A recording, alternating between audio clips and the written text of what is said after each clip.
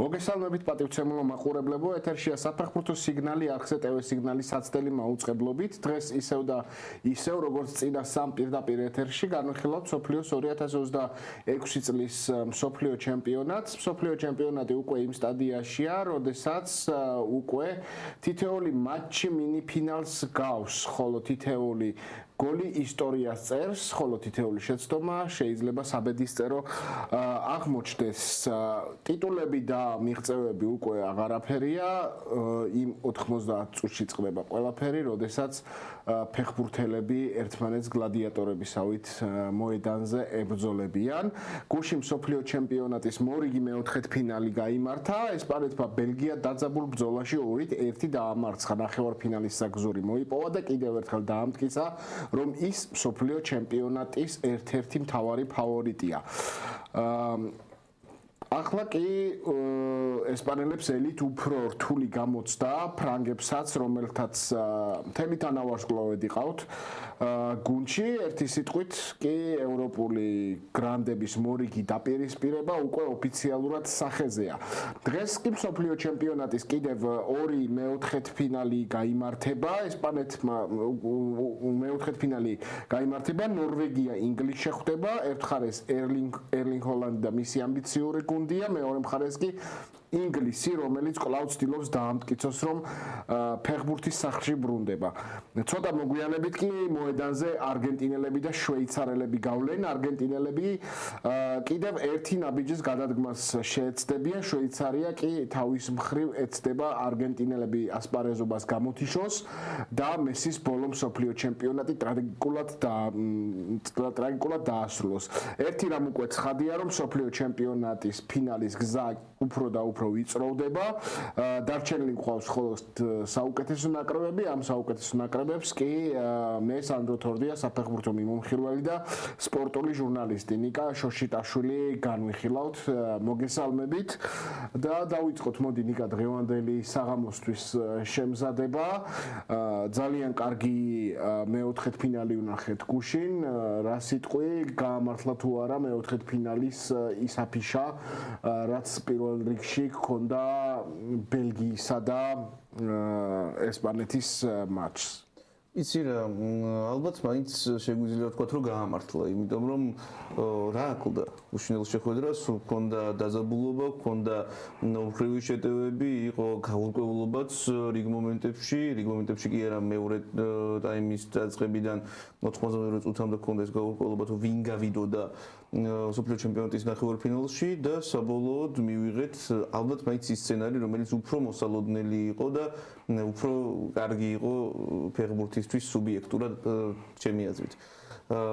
გავიდა ესპანეთის ნაკრები ნახევარფინალში, შეხვდება საფრანგეთის ნაკრებს, მორიგ კლასიკას ვნახავთ, ეს მატჩიც აუცილებლად დასამახსოვრებელი გამოდგება, დარწმუნებული ვარ, თუმცა სანამ უშუალოდ სხვა თამაშებზე გადავალთ, მოდი მაშინ ცოტა ვილაპარაკოთ ბელგიისა და ესპანეთის დაპირისპირებაზე და მინდა ვთქვა, რომ ლამინ იამალი უკვე შედარებით უკვე შედის თავის საუკეთესო თუ არა საუკეთესოდან მიახლოებულ ფორმაში.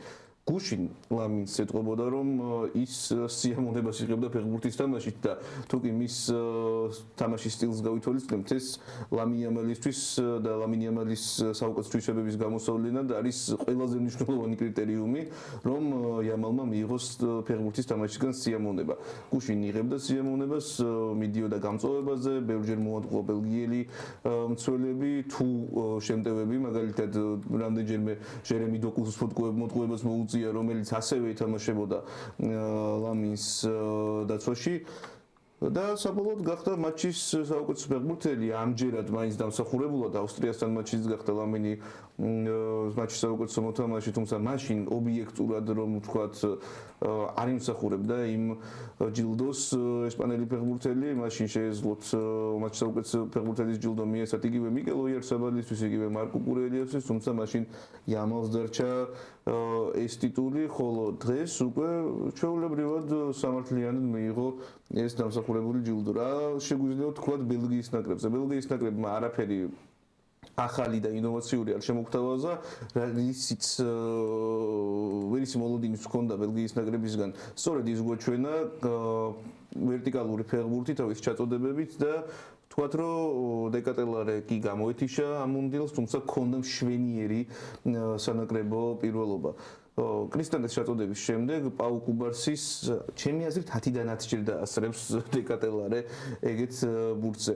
და ეს იყო მომენტი, როდესაც გათანაბრდა ანგარიში, ისიც თქვათ რომ მატჩის ანგარიში გახსნა ფაბიან რუისმა, რომელმაც პირველი გოლი გაიტანა თავისი მსოფლიო ჩემპიონატებზე და შემდეგ იყო ტიბო კურტუას ტრავმა და აქ ჩვენ ვერ აუცდებით რუდი გარსიას კრიტიკას. ფაქტია რომ ბელგიური პრესა და საერთოდ ევროპული საფეხბურთო გამოცემები აბრალებენ სწორედ რუდი გარსიას იმ ცვლილებას ბელგიის ნაკრების გამოვარდნას, რადგან ტიბო კურტუამ როდესაც კი მიიღო ტრავმა და ისიც უნდა ვთქვათ, რომ ტიბო ალბათ ყველაზე ტრავმიანი მეკარეა ელიტარულ მეკარეებს შორის, იმიტომ რომ უამრავჯერ მიუღია დაზიანება იგივე ჩელსიში გვახსოვს მისი გამოტოვებული პერიოდები, როდესაც ასმირ ბეგოვიჩი იდგა ძირითადში მის ნაცვლად, გვახსოვს იგივე მადრიდის რეალში საერთოდ სეზონი გამოტოვა. და სეზონში თამაშა ერთადერთი მატჩი ფინალი და ისიც 0-ზე. აქ შეიძლება მე შეგეკაბათო რომ მენიუც კარგი ტრავმიანი მეკარეა არის და ნახევარი სეზონი აქვს გამოტოვებული მილანში. დასაგებია, მაგრამ მენიო მაინც უფრო სუპერ ვარსკვლავი მეკარეა და ტიბო კურტუა ალბათ მაინც იმის ამბიცია აქვს რომ ისტორიაში ერთ-ერთი საუკეთესო მეკარე არის. რატომაც არა. რატომ არ არის ტიბო კურტუა ისტორიაში ერთ-ერთი საუკეთესო მეკარე? ჩემი აზრით ხო, ნუ რამდენი არის? შენთვის საუკეთესო მეკარეთი ჩამონა თვალი რამდენ მეკარეზე ვრცელდება? 5-ზე? 5-ზე. არა, 5-ეულში ნამდვილად ვერ შევიყვან ტიბო კურტუას. ვინ შეყავს აბა ტიბოს მასვლა? არ მართლა ადამიანი არის სოფლიო ჩემპიონატის საუკეთესო მეკარე გახდა 2018 წელს, 2024 წელს თავად 22 წელს ბოდიში მარტო მოიგო ჩემპიონთა ლიგა ლივერპულის წინააღმდეგ. რა აქვს ისეთი რაც ვერ დაგაყენებინებს ტიბო კურტუას, მაგალითად იკერ კასილიასზე წინ. იკერ კასილასზე წინ მე ვერ დავაყენებ იკერ კასილასზე წინ, ვერ დავაყენებ თუნდაც ჯანლუიჯი ბუფონზე წინ და დინო ძოფზე შევეკამათები მანა. მაგრამ ძოფი ახლა ეს არის. არა, 5-ში ჩემ 5 საყვარელი მეკარეში და საუკეთესო საყვარელში ნამდვილად არ შედის. საყვარელში არ შედის პირიქით ძალიან გამწარა. არ მანუელ ნოიერი შემეძლებს ისტორიაში საუკეთესო. იკერ კასილასი? იკერ კასილასზე მაღლა შემეძლებს. ოლივერ კანზე ბევრად მაღლა არის ტიბო კურტუა. კარგი, ამაზე კამათიშვილი. კარგი, გავაგზავნე 5-ეულში არ შედის, მოკლედ ჩემთვის მე გავაგზავნოთ ეს კამათი, კარგით. და ისიც ვთქვათ, რომ ისიც ვთქვათ, რომ გავაგზავნოთ უბრალოდ ჩვენი საუბარი იმაზე, რომ ტიბო კურტუამ, როგორც მე აღნიშნე იკერ კასილიასზე უკეთესმა მეკარემ, მიიღო დაზიანება და მას შეეძლო მატჩის გაგრძელება, ეს თქვა სამედიცინო შტაბმაც, ეს განაცხადა თავად კურტუამაც, რომ მას შეეძლო მატჩის გაგრძელება, თუმცა რუდი გარსიამ ის ნაცვლად გამოიყვანა მანჩესტერ იუნაიტედის ახალგაზრდა სენე ლამენსი, რომელსაც ჰქონდა მშვენიერი სეზონი იუნაიტედში და შეგვიძლია ვკითხოთ იგივე მანჩესტერის გულშემატკივრებს თუ როგორი მოყოფილები არიან მისით და დამიჯერეთ არ დაიშურებენ ისინი კარგ სიტყვებს ახალგაზრდა ბელგიელის მიმართ, თუმცა რა არის მთავარი მეკარისთვის? მეკარისთვის მთავარი არის რა თქმა უნდა გამოცდილება და სათამაშო პრაქტიკა. და სათამაშო პრაქტიკის არ მქონე მეკარე, რომელმაც უკვე მე რამდენიმე მატჩია უკვე სკამზე გაატარა მსოფლიო ჩემპიონატზე. ხო, რაც ლოგიკურია თავისთავად. გამოდის მოედანზე, უთხრამს პაუ კუბარსი საკმაოდ იოლ ბურთს, რასაც სენელამენსი ალბათ 10-დან 10-ს აიღებს იგივე პაუ კუბარსისთან რო გავალოთ პარალელი, 10-დან 10-ს აიღებს სენელამენსი ეგეთ ბურთს. მანჩესტერ იუნაიტედში აქვს სათამაშო პრაქტიკა, თუმცა ამ შემთხვევაში ბურთს ვერ იმაგრებს ხელში და ბურთს კარის ბადეში აგზავნის მიკელ მერინო, რომელიც სერხიო რამოსის საუკეთესო ტრადიციებით უკვე კომპენსირებული არ იყო ეს, კომერციული არ იყო ეს, მაგრამ მაინც მატჩის დასკვნით ეტაპზე დასკვნით სტადიაში იტანს გამარჯვების გოლს. ფაქტურად ორჯერ გაუვარდათ ამ მატჩში მეკარეებს ბურთი. და ერთი გოლით დამთავრდა. ტიბო კურტუას ნაწილი რა ძალიან კურტუას საკუთარი გამოდივარ ახლა, მაგრამ კურტუას ნაწილი უფრო ალბათ მოგერიება იყო და მოგერიება იყო, ხო, მაგრამ არ გაუმართლა კურტუას რომ ჩაუვარდა ფაბიან რუის და სხვათა შორის აღნიშნე აქ ლამინ იამალის ძალიან კარგი მატჩი და ჩემი აზრით კი პასი მნიშვნელოვანი პასი აქ ლამინ იამალის იყო, როდესაც საჯარიმოში გაჭრა პასი. კი ბატონო, ეს 29 წუთზე მოხდა და თავიდანვე ესპანეთმა თავისი შეტევები გოლით დაასრულა და შარლ დე კეტელარე სწორად აღნიშნე, მიჩვეულია ამ ორთაბრძოლებში შესვლას. ერთადერთი სეზონი იყო მიმანში, სადაც ორთაბრძოლებს ვერ იგებდა და საბოლოოდ გოლით ვერ ასრულებდა. თუმცა შარლ დე კეტელარე ასრულებს ცხრიანის ფუნქციებს ძალიან კარგად. მე არ მგონია ალბათ რომ რომელო ლუკაკუს 90 წუთი შეეძლოს თამაში და მაინც დე კეტელარეს ამჯობინებდეს ბელგიის მცველი, თუმცა რუდი გარსიასგან არ იქნებოდა გასაკვირი მიუხედავად იმისა, რომ როგორც შენ აღნიშნე, ტიბო კურტუას ექიმებაც მისცეს თამაშის გაგრძელების უფლება, თვითონაც განაცხადა რომ მზად იყო, მაგრამ რუდი გარსია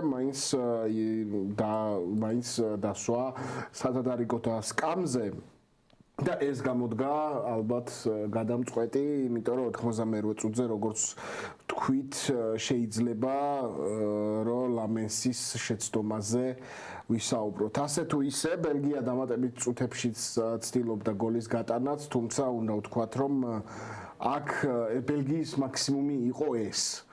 ძალიან სუსტი უკანა ხაზი ყავს, რომელიც ისე სუსტად არ გამოიყურებოდა გუშინდელ მატჩში, რა თქმა უნდა, ძალიან სუსტი დაცვის ხაზი რომ ყოლოდეთ, ესპანეთი აქ ქვაქვაზე არ დატოვებდა, თუმცა ბელგიის მაქსიმუმი ჩემი აზრით იყო ეს და შემდეგ ეტაპზე გავიდა ღირსეული ესპანეთი. საფრანგეთი არის როგორც შესავალში აღნიშნე მინი ფინალის ტოლფასი და გავს ესპანეთი საფრანგეთი ევროპაში მინიმუმ ორი საუკეთესო ნაკრების დაპირისპირებას დღეს. ჩემი აზრით ევროპაში ორი საუკეთესო ნაკრები ესპანეთი, ბელგია და თუ ინგლისი არის, დღეს უნდა დაამტკიცონ რომ ინგლისია. შეიძლება ამაში საფრანგეთსა და ესპანეთს, მაგრამ ნახოთ.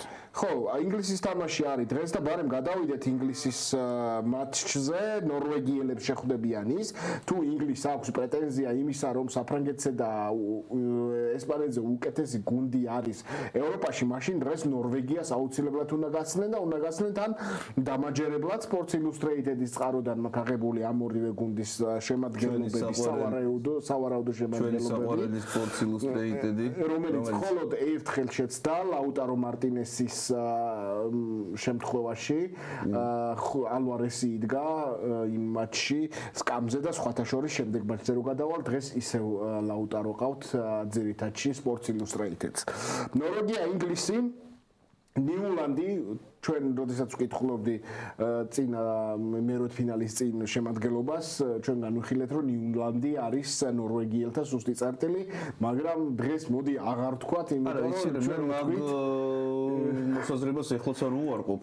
მაგრამ მისი თამაშებით სხვა სამტკიცებს ის. არა, გასაგებია მიუხედავად იმისა, რომ ბრაზილიასთან მას შვენიერი მატჩი ჰქონდა, მან ისევ იმას ვფიქრობ, რომ ეგ უფრო ბრაზილიელი შემტევების დამსახურებაა, რომ ნიულანდს ესეთი კარგი მატჩი ჰქონდა, ან თუნდაც ბრუნო გიმარაეშის დამსახურებაა, რომელმაც პენალტი დაარტყა, რატომღაც მსოფლიო ჩემპიონატის მეროთფინალში, როდესაც სულ სამჯერ ჰქონდა პენალტიდან დარტყმული და თან ისეთი თამაში მან ჩაატარა, რომელიც გასაგებია მსოფლიო ჩემპიონატების ისტორიაში შევა, ალბათ ერთ-ერთი ყველაზე გამორჩეული კონკრეტულ ამ მუნდიალზეც კი, რომელიც მეკარეების მუნდიალია, თუმცა ნიულანდის ეს შედეგი მე ვფიქრობ, რომ მაინც ბრაზილიელი შემტევების დამსახურებაა ვიდრე თვითონ ნიულანდის და არ არის ეს ის მეკარე, რომლის კარის ჩარჩოშიც გოლის გატანა შეუძლებელი არის. კურტუას არ მერჩევნია ნიულანდი. კი ბატონო, მაგრამ ერთი ადამიანის ფრაზა არის, რომ თუ თავდამსხმელი არ მისცემს მეკარეს შანსს იმისა, რომ აიღოს ბურთი, მაშინ მეკარე ვერ გახდება გმირიო. ნიკოლოზ შოშიტაშვილი ამ ფრაზის ავტორი წინა გადაცემიდან. დაცვასი და ერთი ფრაზა, რომელიც უნდა დაიმახსოვროს ხორების მომენტში. მიაწერეთ, დაცვა ესეთი იქნება: ვოლფე ჰეგემი, აიერი, რიერსონი, ბერგე, ოდეგარდი, ნუსა, ჰოლანდი, სორლოტი.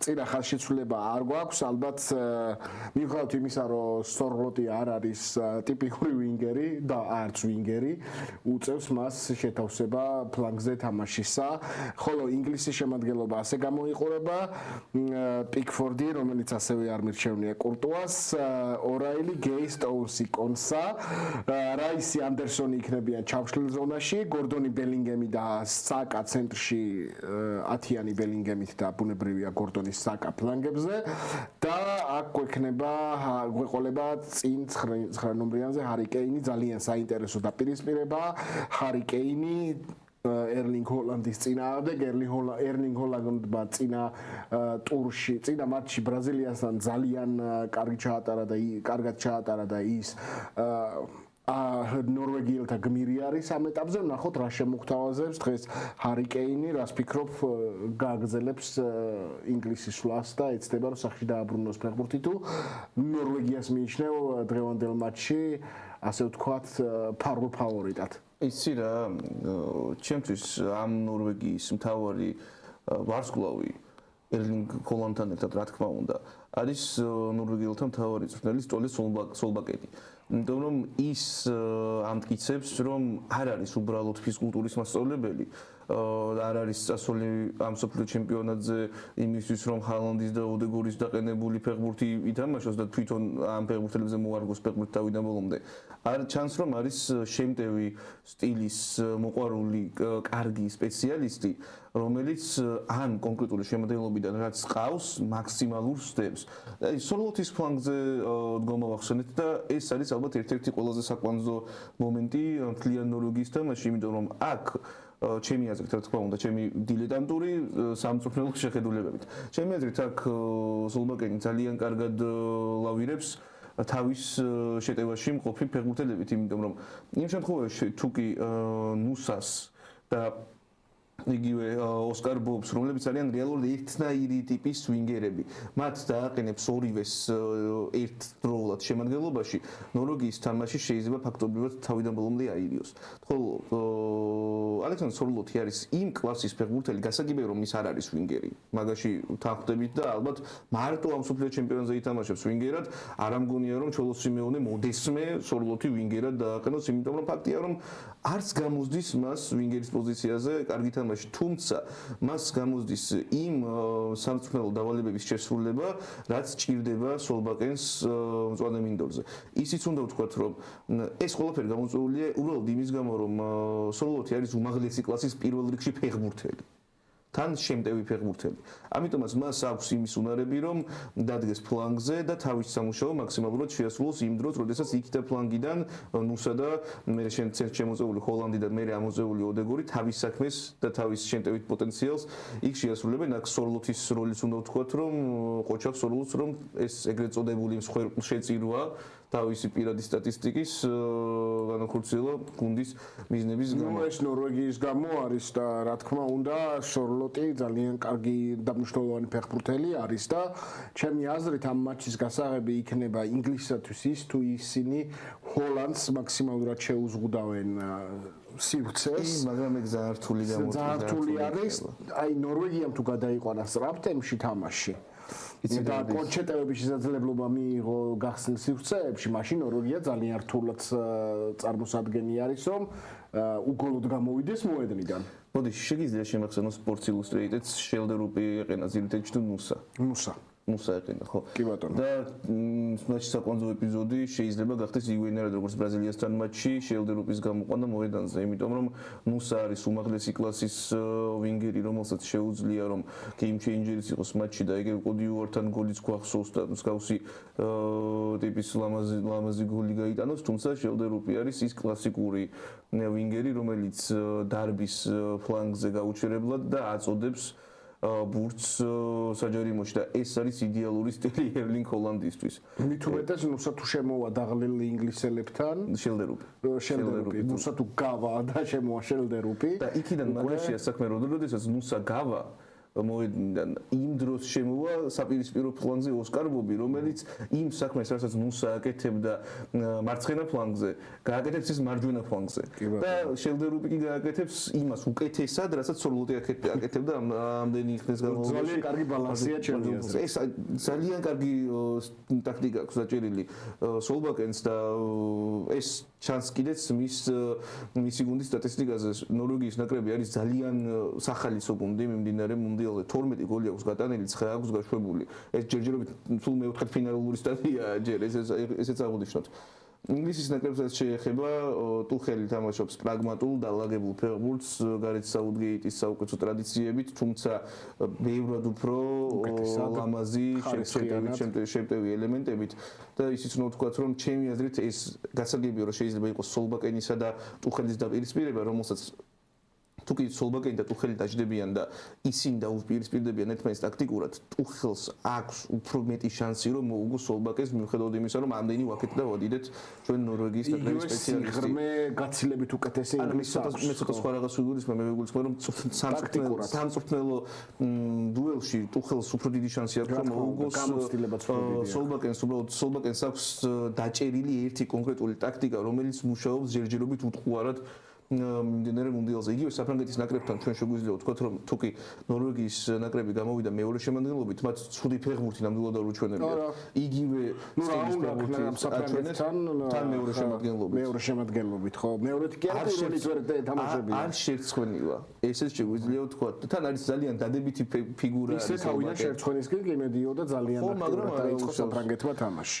ძალიან დადებითი ფიგურა არის სოლბაკენი, ჩემს მხრიდან ძალიან ბევრ სიმპათიას იმსახურებს და რაც შეეხება ინგლისის ნაკრებს, ისე რომ დაუბრუნდეთ და ნორვეგიის ნაკრების შედარებას, მე ვფიქრობ, რომ ეს იქნება, რაც არ უნდა უცნაურად ჟღერდეს ამ ორ ნაკრებზე ეს.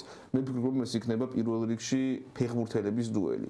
თუკი ჰოლანდი და ოდეგორი ითამაშებენ უკეთ ვიდრე კეინი და ბელინგემი, ნორვეგიის ნაკრები გასწდება ინგლისს. თუ პირიქით, მაშინ ინგლისის ნაკრები გასწდება ნორვეგიას. ვფიქრობ, რომ ეს იქნება ნორვეგიას და ინგლისის მატჩი ველოდებით, როგორც სუპერვარსკვლავების დაპირისპირებას. მეც ძალიან ველოდები, ეს მატჩი დაიწყება პირველ საათზე და რაზეც გული მწყდება, ეს არის შემდეგი მატჩი, შვეიცარია, არგენტინა. არ მინდა ამ მატჩზე ჩამეძინოს, დილის 5 საათზე არის, ყველაფერს ვიზავ იმისთვის, რომ ამ ჩემპიონატს უყურო და 15 ჭიქა ყავა. ამ მატჩს უყურო, ყავა დიდად არ მიყვარს თან.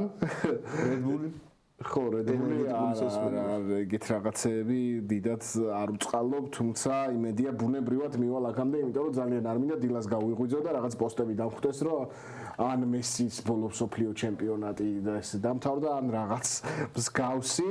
მოდი გადავხედოთ შემადგენლობას, როგორც თქვი, მესის ლაუტარო მარტინესი შეუწყვილა Sports Illustrated-მა, ნახოთ როგორ შეუწყვილებს მესის მისი სეხნია მწვრთნელი.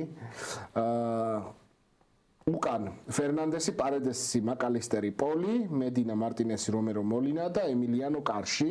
აქ არანაირი ცვლილება არ არის. კობელი, აკანჯი, ელოედი, ზაქარია, მუჰაიმი, სოუი, ჯაკა, ფროილერი, ვარგასი, ემბოლონ, დოიე. აქაც დიდად ცვლილებები არ გვაქვს, ანუ მიყვებიან მწვრთნელები ტაქტიკურად და ტექნიკურად ისე როგორც დაიწყეს.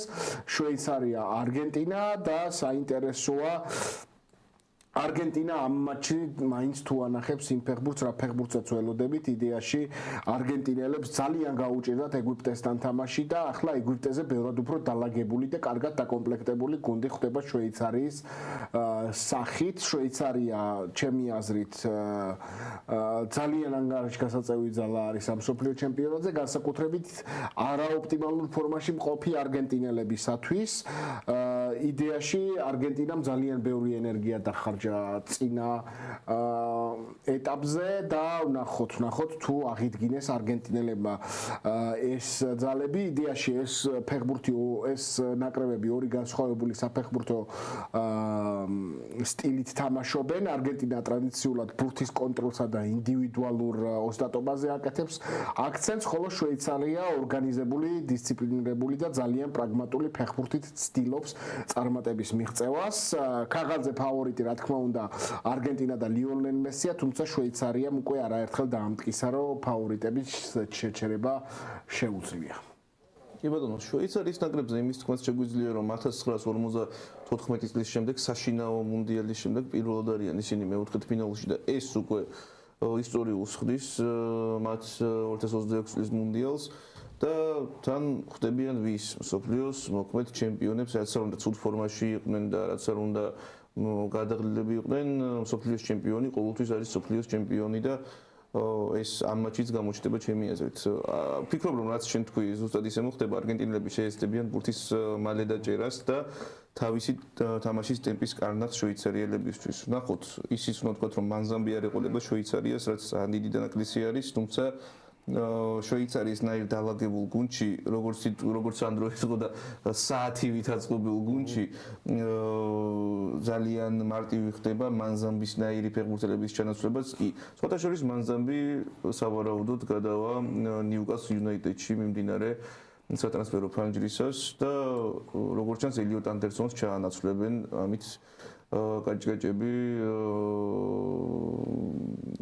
მანზამბით ჩაანაცვლებენ ელიოტ ანდერსონს და ნახოთ საინტერესოა დიდი შემოსავალი მიიღო სანდრო ტონალის ტოტენჰემში გაშვებით 107 მილიონი ნიუკასლის და სარაკლია შემოსავალი ხო ისეც არაკლება რა 107 მილიონი არასდროს არ არის ზედმეტი არა ზედმეტი არ არის ერთია და თან მან ხო იცი როგორ არის fair play-ის მხრივ იმდენის დახარჯვის უფლება აქვს გუნდს, რამდენსაც გამოიმუშავებს. ამიტომაც 7 მილიონი. ამიტომაც ტოტენჰემის კი ნიუკასლისთვის უფრო მნიშვნელოვანი იყო ამ შემთხვევაში ამ რაოდენობის თანხად გაეყიდა, ვიდრე ეს რაოდენობა თვითონ მიიღო. რახან მე ამ თანხის დახარჯვის შესაძლებლობა გქონდეს. ხო, იმდენ მილიონს პლუს 7 მილიონი ძალიან კარგი თანხა არის სერიას ერთი გუნდი ოცნებობს. თქვენც ხო მიხეირეთ კი, ჩვენც ვიხეირეთ 10 მილიონი, 10% ბაიბექი ქონდა, 10.7 მილიონი ჩაერიცხა ბერლუსკონის უნდა მეთქვა, მაგრამ სადღა არის ბერლუსკონი და გაიცხოვრება. ხო, ჯერი კარდინალეს გუნდს მილანს და ჩვენს გამოვიყენებთ. და მილანს და მანგანის რო დავანებოთ თავი. არგენტინაზე ვილაპარაკოთ, მოდი და ცოტა დაგვრჩა სხვათა შორის ძალიან მალე გაირებინა 29 წუთმა. მართლა. და ეს 5 წუთი შეგვიძლია მოვიხმაროთ იმისთვის, რომ პირველ რიგში ვიმედოვნოთ, რომ არგენტინის ნაკრები ალბათ მოვა გონზე. სკალონი იპოვის თავის ფეხბურთს, იმიტომ რომ სხვათა შორის ბევრს ეწერა სოციალურ ქსელში, ბევრი ჟურნალისტი ეწერა, რომ სკალონის თითქოს და უკვე თავში აუვარდა ეს თავი ჩათვალა გენიოსადო ერთ-ერთი კომენტატორის პოსტი იყო. ტატობაციკაძის პოსტი იყო, ეს მეცმაზე ვსაუბრობდა. და არ შემიძლია ტატოს არ დავეთანხმო, იმიტომ რომ ჩანს, რომ რაღაცის მოგონება ცდილობს და ცდილობს ველოსიპედის მოგონებას რეალურად. რაც ძალიან ბევრჯერ გამოუგონიათ, რაც თვითონ რაც დატესტა წინა მონდიალზე და რეალურად ეს ემართებათ ხოლმე მსოფლიო ჩემპიონებს, ხო? ეს რამდენჯერ ყოფილა უკვე მსგავსი რამ, როდესაც გვახსოვს ჩვენ მსოფლიო ჩემპიონების წყევლა, რომელიც საფრანგეთის ნაკრებმა დაამსხვრია 2022 წელს. მათ ეს მომენტი არ ქონიათ, ესეც იმიტომ შეიძლება რომ დეშამი უკვე საკმაოდ დიდი გამოცდილების მწვრთნელი იყო იმ პერიოდში. თუმცა იგივე ესპანეთის ნაკრებს 2014 წელს, იტალიის ნაკრებს 2010 წელს, გერმანიის ნაკრებს 2018 წელს რა არეულად უთხრი. ხო შეიძლება რომ იმკულად რა არეულად. და არგენტინის ნაკრებს ეს როგორც ჩანს დაემართა უკვე იმ დროს, როდესაც ისინი პლეი-ოფში გავიდნენ. თუმცა თუნდაც იმის გამო რომ პირდაპირ თქვათ არ შეხვდათ ისეთი მეტოქეები, რომლებიც ამისთვის დასჯიდნენ, კაბუ-ვერდეს უდიდესი პატივისცემა, ჩემი უდიდესი სიყვარული დაიმსახურა ამ ნაკრებმა და იმედია იმ დონემდე გამყვება ეგ სიყვარული, რომ იმას ვიზამ აფრიკის თასის თამაშებში ჩაუჯდები კაბუ-ვერდეს თამაშებს, მარ მინდა გულწრფელად ეგვიპტის ნაკრებსაც ხებადადიდება ეკუთვნის თავისი კონჩეტევებით, თუმცა ეს ორი აფრიკული ნაკრები არ არის იმ დონის, რომელსაც შეუძლია არგენტინის ეროვნული გუნდისთვის გაკვეთილის ჩატარება და დასჯა უბრალოდ გაკვეთილი ჩაუტარეს. დასჯა არ შეუძლიათ ამისთვის, საკმარისად ნოკაუტში ჩაგდება არ შეუძლიათ, მხოლოდ ცილის გასვლა შეუძლიათ არგენტინის ნაკრებისთვის და შვეიცარიის ნაკრები არის ის გუნდი, რომელსაც შეუძლია არგენტინელები მძიმე ნოკაუტში გაუშვოს დაშვებული შეცდომების გამო და თუ უმეტეს თუ პირველები გაიტანენ გოლს, შვეიცარია ძალიან უჭერს როდესაც გოლს უშვებს თავიდანვე შემდეგ გადაწყობა, თუმცა შვეიცარია თუ გაიტანს პირველი გოლს, არგენტინელებს ძალიან გაუჭირდებათ მათი ორგანიზებული ლოუ ბლოკის გადალახვა. შვეიცარიის ნაკრებს სულ 3 გოლი აქვს მინდორე მუნდიალზე გაშვებული. ჩვენ გვახსოვს შვეიცარიის ნაკრები, რომელსაც უფრო ცოტა გოლისა აქვს გაშვებული 2006 წელს ისე გავარდა მუნდიალიდან შვეიცარია გოლი არ გაუშვია. პენალტებით გაუშვეს მარტო და პენალტებშიც 3 პენალტი გაუშვეს და ისე გავარდნენ. ხო და თუმცა 3 გოლი მეოთხედფინალში ძალიან ცოტა არის. როდესაც რამდენი გაგვშვებული. უკრაინა შვეიცარია ხო თუ არ ვცდები 2006 წელს და 3-0 ერთ-ერთი პენალტი ვერ გაიტანეს შვეიცარელებმა. კი და შევხედოთ ლიონელ მესი რას უზამს შვეიცარიელთა დამცველებს და სხვათა შორის კიდე საინტერესო რამ გითხრა? აბა გახსოვს ჩემი და ლიონელ მესის ასისტების დრამა? აბა არ დასრულებულა. რატო? გადაიხადა აქვს 10 9 აქვს მარადონას რა აქვს თავიდან არის გადათვლილი სოფლიო ჩემპიონატების სტატისტიკა 34 წლის სტატისტიკიდან მოყოლებული ფრიც ვალტერს აქვს 9 ასისტი ამიტომაც ერთი ასისტი კიდევ უნდა გააკეთოს ლეონელ დავიწყეთ რაღაცა წრეზე ვტრიალებთ გონი ფრიც ვალტერი 9 ასისტი აქვს მასაც გაკეთებული მუნდიალებში. რა როგორ გადაითვალეს ეს? ან რატო არ ეთვლებოდა მანამდე? არ ვიცი. აიზერსლაუტერის ლეგენდა 1900 მირეკლ ბერნის მონაწილე ყოფილა, ხო ბერნის აუცრების მონაწილე ყოფილა ეს ხო? კაპიტანია. თამაშობდა კაპიტანის კაპიტანი იყო. სხვათა შორის საკონცენტრაციო ბანაკშიც იყო. მოკლედ რთული ცხოვრება ჰქონდა რის შემდეგაც სოფლიო ჩემპიონი გახდა. ფრიცვალტერი ეხლა გამახსენდა სახეზე რომ 9 ასისტით და აქვს მესისაც ანუ კიდევ ერთი უნდა გააკეთოს. კი, ან მესის ასისტამდე შევდიოდი ხოლმე და ვათვალიერებდი მაინც ამ სტატისტიკას. მესი ასისტი გააკეთა, მაგის მერე გადაითვალეს თუ როდის აღმოაჩინა. იმიტომ რომ სხვა სტატისტიკებიც შესწორებული არის. ზოგ სტატისტიკას აქვს 1928, 54, 66 და ამ სტატისტიკის შემდგენელი თუ ჩვენ გადაცემას უყურებთ არ ვიცი და ეს სტატისტიკა იქნება 66 წლიან იქნება და აქამდე ყოველ შემთხვევაში და არის გადათვლილი თავიდან და ეს სამართლიანია რა თქმა უნდა და ეგრეს უნდა იყოს ფრიც კარგი მაშინ დღესაც ისევე როგორც ყველა აქამდე გადაცემაში გულშემატკივროთ მესის კიდევ ერთ ასისტს და ვნახოთ ეს ჩემპიონატი არის ფავორიტების ჩემპიონატი, თუმცა უფრო მეტად არის ამ ფავორიტებში ლიდერების თამაშის ჩემპიონატი და დღეს ერლინგ ჰოლანდი, ჰარი კეინი, მესი ვნახოთ რომელი ლიდერები იქნებიან მოწოდების სიმაღლეზე. უკვე მსოფლიო ჩემპიონატი შევიდა იმ ეტაპზე, სადაც როგორც ვახსენე, ყოველი შეცდომა შეიძლება იყოს სახლში აღებული ბილეთი და შეიძლება იყოს ზოგიერთი ფეხბურთელისათვის უკვე ბოლო მუნდიალი. მე ძალიან არ მინდა რომ დღეს იყოს მესის გამოსამშვიდობებელი მატჩი მუნდიალებზე, თუმცა ვნახოთ ყოველ შემთხვევაში უკვე იმ ეტაპზე ვართ რომ ყველაფერი შესაძლებელია და 90 წუთი ან შეიძლება ცოტა მეტიც გადაწყვეტს დღევანდელ და არა მარტო დღევანდელ შეხვედრებს. დიდი მადლობა რომ ეს წუთები ჩვენთან ერთად გაატარეთ. მუნდიალ მშვიდობისა მომავალ შემოხვედრამდე. ნახვამდის.